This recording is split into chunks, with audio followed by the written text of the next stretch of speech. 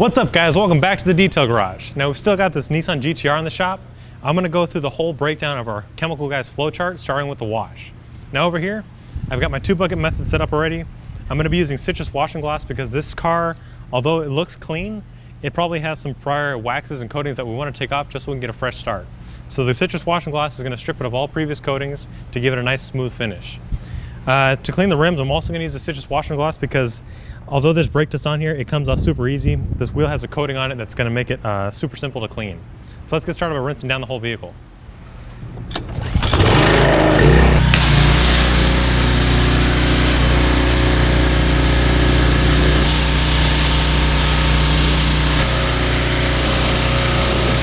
So now that the car has been rinsed off, it's time to move on to the actual foaming process. So back over here, like I mentioned, I've got my 2-bucket method set up. I've got 2 dirt traps. I'll just insert them into the bucket. Now the reason why we use the dirt trap is because what it's actually doing is trapping the dirt underneath these cones, and that's going to prevent it from dragging all the dirt back over the vehicle and also keeping it out of your fresh water. Now with any traditional wash, you want to start with the wheels. I'm not going to go totally in depth with those. If you want to check out how to do a full wheel detail, check out our Chemical Guys website, where we've got tons of videos showing you how to do just wheel videos. But I'm going to kind of brush over that. I've got a wheel bucket set up down here. I'm going to add a little bit of citrus washing glass to that just so I can have some extra foam as we clean. And then also up here, this is going to be my designated wash bucket. I'll add about 1 ounce to the wash bucket. And then we'll get it foaming using the pressure washer.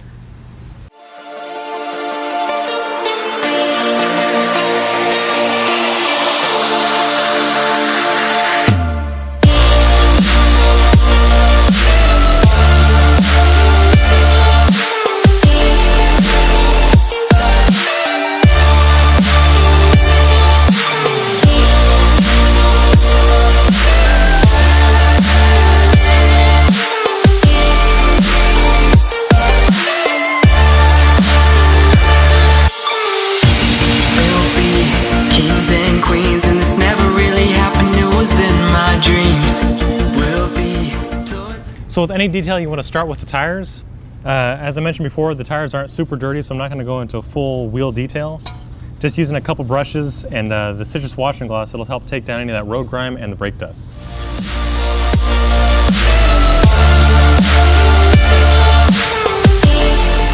So earlier I used the ferret brush to get in between the spoke and the barrel and the caliper of the rim. Now I'm using the soft green flag tip brush to knock off the brake dust that's on the face of the rim. The reason why I'm doing this is because this is a super soft brush that's going to be gently removing any kind of contaminants that are on the actual face of the rim.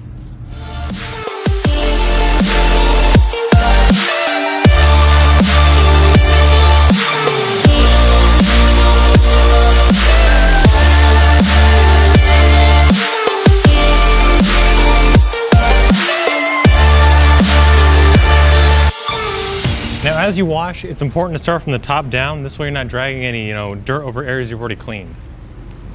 Also, you want to work in straight lines. This way, say you do pick up a rock or a stick or something that's going to cause a scratch.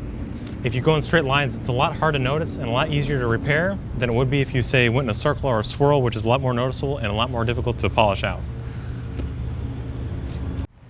So once you've been washing the car for a while, you're going to start picking up a lot of that dirt on your wash mitt. That's why you want to go over to your second bucket and then run it down against the dirt trap, and this is going to help take off any of the contamination off your wash mitt, keeping your water as clean as possible.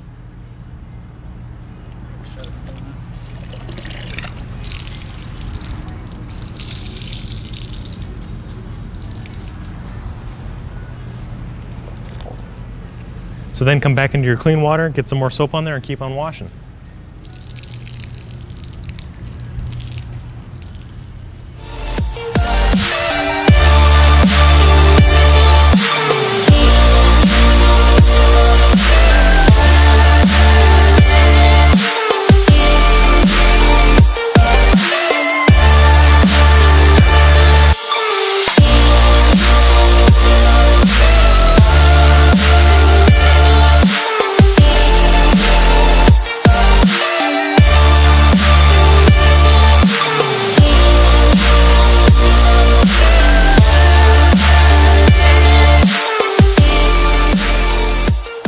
So I've just finished foaming up the car. I've got all the dirt, scrubbed off of it, and I'm gonna go and rinse it off before it starts drying. Castle in the sky.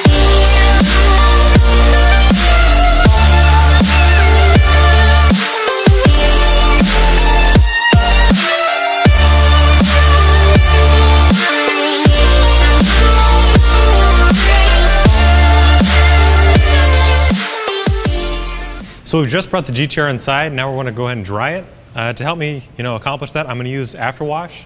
And what this is a drying aid that's going to help me, reduce the amount of water spots. And what it's doing is, as you spray it on the surface, you can see the water start beating up. It's actually breaking the surface tension between the surface and the actual water.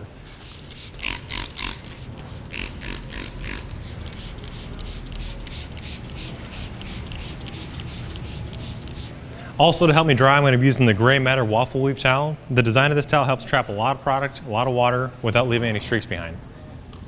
Now, whenever you get a fresh towel, you want to rip off the tag just so you don't create any new scratches or swirls.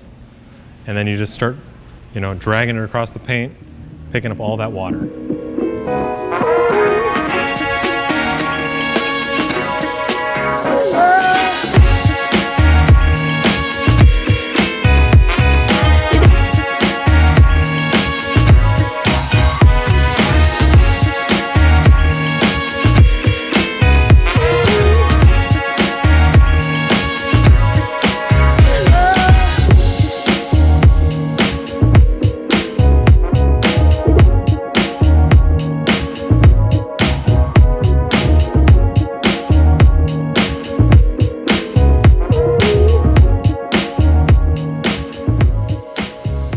So I've already finished drying off the body. Now moving on to the rims. I changed towels because I don't want to use that towel on the rims getting dirty or pick it up on the ground or something, pick up a lot of rocks and then bring it back on the body at a later time.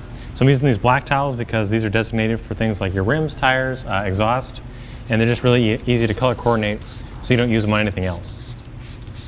I'm still using the afterwash to help me pick up any water spots. It's also going to add a little bit of shine as I dry, which will make these rims look really nice.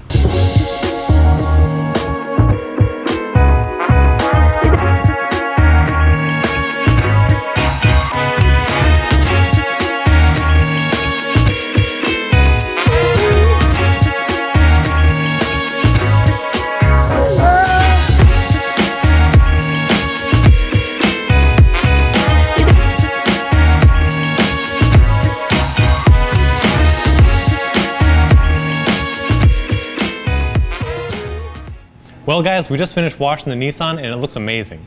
Using that citrus washing gloss, we were able to take off any of that loose dirt and debris, and also it took care of all the previous coatings of glazes, waxes, and sealants. So now it's ready for the next step in the detailing process.